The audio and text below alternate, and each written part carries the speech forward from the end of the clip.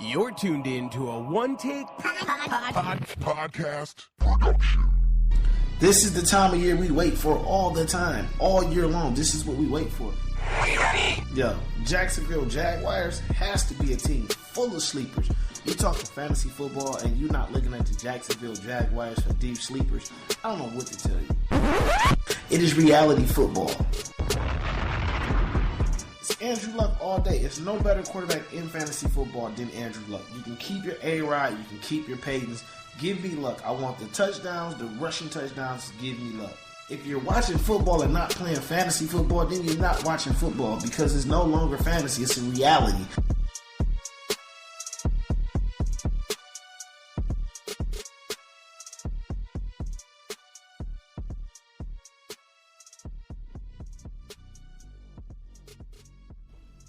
What's up? What's up? It's me, your boy Jim Shoe Johnny, aka Mr. Dav 1024, the hardest working man in podcast. I'm back. Y'all know what time it is. Y'all are back for another It's Not Fantasy, It's Reality.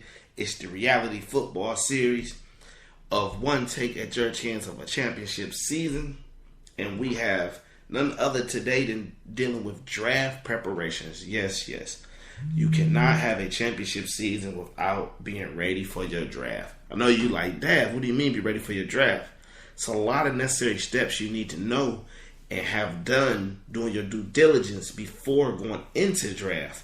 One way I like to do, I like to pick up a fantasy magazine. For you guys who can't see me right now, one of my favorite fantasy magazines is Pro Forecast, which this year, none other than Le'Veon Bell graces the cover.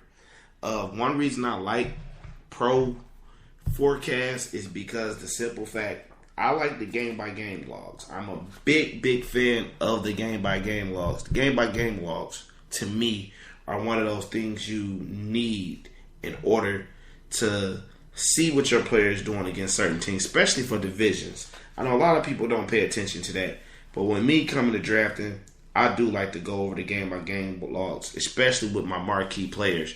Like, I need to know for that second game around, how does Peyton Manning play against San Diego? Or I need to know early in the season, how does Dez perform against Philly or something like that, you know? Or especially like this year, you have Aaron Rodgers face Seattle again. And you can compare from what he did last year against Seattle or what he did against each top 5 defense, because everyone knows that's one of the reasons I don't have him ranked first, because of what he did against top 5 defenses versus what he did against 9 top 10 or 5 defenses. So we also just want to look into that. So like Procast football is a good one. Another one I picked up this year for the first time ever. I've never picked this one up again. Sorry about that. I'm dropping pictures of my mom's off the desk. Another one I never picked up, but this one was pretty cool, was Fantasy Football. It's a Fantasy League Football 2015. My man Gronk dons the cover of this one. I like this one because not only did it do the game-by-game logs, for you guys that are in IDP leagues, it also does a game log for the linebackers, the DBs, the D-linemen, and I thought that was cool. And then it also did the statistical breakdown in the back of by rushing leaders, by touchdowns, passing yardage. It was pretty detailed. One of the things with me, when I buy a fantasy book, I have a cardinal rule. I do not buy the glossy ones. The more glossy ones seem to not carry enough information. But I will give my recommendation for the first time ever of a glossy one. The USA Today. USA Today, I don't know how long they've been doing it because I've never paid them any attention. But today, as I was at work and I was going through the magazine now, I'm like, hey, I checked it out.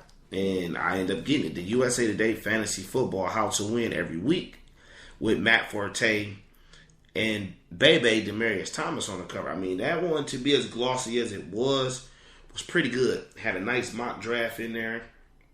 Had a couple other features in there that most of those don't do. But you also do have your ESPN one if you just need your top of each position.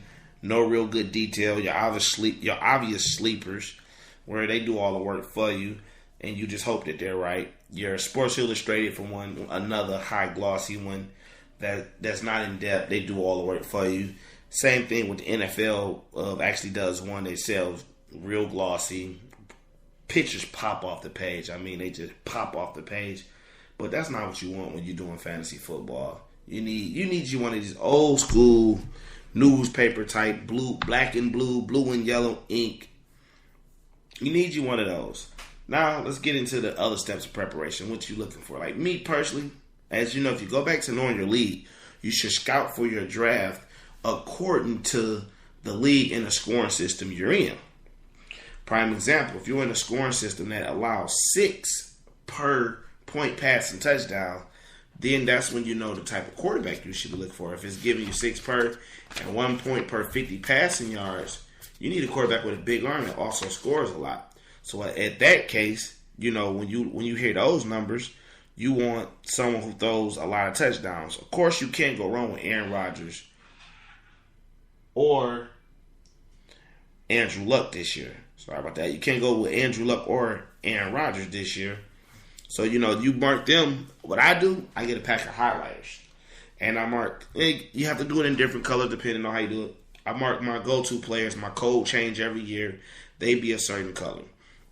So you mark that down. Then you look at between the two. Like if you want to know who's the better one between the two for you, you look at the scoring projection in your league. You look at how the scoring system is. If it's 1 point per 50 yards, you look at it and see that, well, last year, Aaron Rodgers threw for 4,381.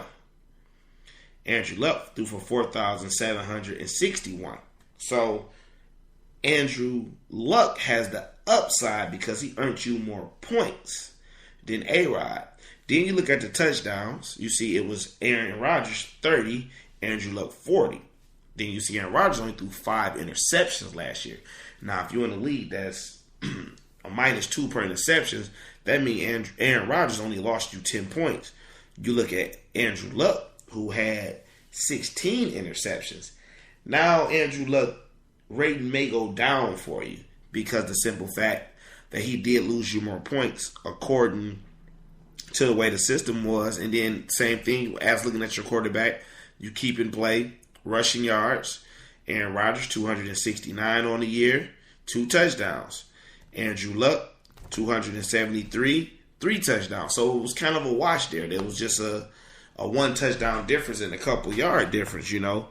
And if you want to even go even deeper, you can look at the sacks, because the sack totals, I know in a couple leagues I'm in, you'd lose 1 point per sack. So that's just one of the preparations you do when looking for a quarterback when drafting. That's looking for a quarterback. As you guys can check back in a couple weeks, I will have a full quarterback breakdown for fantasy, but that's one thing you look at for quarterbacks. And then I always tell people all the time when drafting quarterback, look at your freebies. A lot of people fail to realize this. You have to look at your freebies. Like when you look at the likes of Big Ben. Big Ben in most books is an 8th or 7th quarterback, which is not a problem. Seeing Big Ben go 8th or 7th, I mean, Big Ben should get drafted 2nd round at the most, maybe 3rd, depending on how your draft is going, how people look at their players. You know, some people go running back heavy, but Big Ben should be in that 2nd tier quarterbacks. And one of the reasons you have to look at Big Ben, where I tell people a lot of times, you can still pull off a great fantasy season with Big Ben versus Andrew Luck because of the comparisons. Look at the freebies. We're not going to compare Andrew Luck. We'll go like Drew Brees, who's rated 3rd. Look at the freebies of what you get with Big Ben. Big Ben has Antonio Brown, who's clearly a number 1 wide receiver in most fantasy books, if not top 3. Le'Veon Bell, who is clearly a top running back, you know, top 5 running back in all fantasy books. That's the same comparison to Aaron Rodgers, where he's a top quarterback. He has, in most books, Eddie Lacy is the number 1 running back. In most books, Jordy Nelson is the number 5 wide receiver. So Big Ben has a lot of freebies around him. So, you know, if you take Ben Roethlisberger, if you take Ben Roethlisberger, you know you're getting a free Antonio Brown. You know you're getting a free Le'Veon Bell. So during that season, when you're going against a guy that got Antonio Bryant, every time he eats, you eat. So you got to take in account of your weapons. Like I personally tell you, like when drafting this year, I'm looking at Eli. Eli has a array of weapons. He has a running back in Shane Vereen. He has Victor Cruz coming back off injury. He has the filthy ODB. Whether you think ODB going to match or tank what he did last year, ODB still demands respect. He's still a weapon. He has Steve Smith. He has Mario Manningham back. Ruben Randall, Ruben Randall had a solid year last year. Eli has a lot of talent around him. And because of Eli pass, a lot of people may draft Eli later than they should. You should keep your eye open. You should keep your eye open for that when drafting and setting up for your quarterbacks. Those are things you must look at. You look at your quarterbacks, their weapons that's around them, their trends against other teams. You just in their schedule. I play when drafting. I look at players and I make sure I draft. I try. You have to pay attention to the schedule. I make sure I do not have a bunch of players on bye the same week because, oh my God, you're talking about losing your fantasy season at that point. Another thing to look at when drafting your quarterback, make sure you get the one you want. And if you can't get the one you want, you have a second tier, you have a third tier. Your third tier should be going into your backup. And for a backup, always look for a backup with an upside. Look for a backup that has weapons and that could be trade bait. So if you're weak in another position, you may trade him later on. A great example this year, Andy Dalton may be down on a lot of people's books, but Andy Dalton also has Mohamed Sanu, AJ Green. He has two great running backs. For a team that's struggling in your league that needs a quarterback because they took a chance on Breeze or they took a chance on someone else higher and it's just not working out for them, they may come holler at you and you may can receive a solid running back that didn't caught fire, wide receiver, tight end, or whatever. So make sure when you're planning your draft that you look at a quarterback that has some upside for you. I just gave you a good example of a good backup quarterback. Also, keep your eye out on Sam Bradford. Keep your eye out on Nick Foles. Maybe Jay Cutler turned it around. I personally think the kid out in Oakland, Derek Carr, I think that's a nice one. That is a very nice one to get. And don't be afraid to take one of those rookies either. Like if you can get the guy from Tennessee, Marcus Mariota, or you can get a Jameis Winston, you can get some of those guys late, especially if you're in like a keeper league. You can get them guys late, and if they catch fire because of this Matt Ryan rule where people play right away, if they catch fire, you got a for sure quarterback going into next year. You know, you got a guy that you can keep and you can build on. You know, don't be afraid if they don't have the sexy name to not looking like Ryan Tannehill is a solid quarterback that could either be a starter fantasy for you if you're deep, but if you're not deep, he's a solid backup because if that team catches fire, as some people think they may, you have a solid quarterback going for you. So those are a few things to look at when drafting a quarterback. It's always a good thing to make sure that you know what you're getting when you're getting a quarterback and preparing for your draft. We're going to take a small break, and we'll be right back.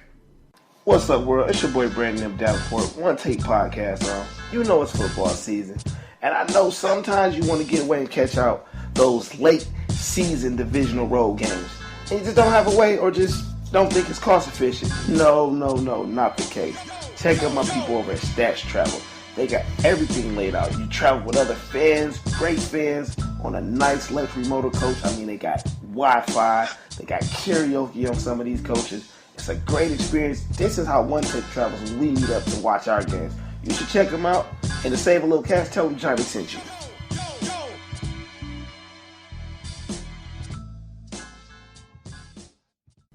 You're listening to It's Not Fantasy, It's Reality. We're back. We're on a part of running backs.